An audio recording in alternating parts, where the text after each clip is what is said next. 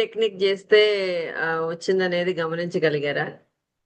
అన్ని techniques, water technique, salt technique, candle తోటి concentration, pendulum తోటి, ఇది అదను అంటే వరుసగా చేసుకుంటా వెళ్ళాము. ఇది ఈ మంత్ లో ఈ రిజల్ట్, ఈ మంత్ లో ఈ రిజల్ట్ అనేది మనకు తెలిసింది.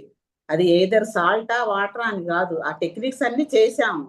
అంతకుముందు మాకు అసలు ఇవేవి తెలియదు. గ్రాటిట్యూడ్ రాయాలని కూడా మాకు అసలు తెలియదు. లక్ష్మీ మేడం చెప్పడం ద్వారా గ్రాటిట్యూడ్ కూడా ప్రతిరోజు రాయటం అలవాటు చేసుకున్నాము. అది ఎంతో మాకు హ్యాపీ అనిపించింది. తల్లిదండ్రులకి ఏంటి, మనం వాడే ప్రతి వస్తువుకి, అందరికి ఎవరికి మనకి హెల్ప్ చేస్తున్నారో అందరికి గ్రాటిట్యూడ్ చెప్పడం అనేది అదొక పాజిటివ్ ఎనర్జీ లాగా మాకు అనిపించింది. ఇది అదని కాదండి, టెక్నిక్స్ అన్ని బాగున్నాయి. అలా మీరు కూడా చేస్తే మీ ఎక్స్పీరియన్స్ కూడా మా మాదిరి ఇలాగ షేర్ చేసుకోవడానికి అవకాశం ఉంటుంది.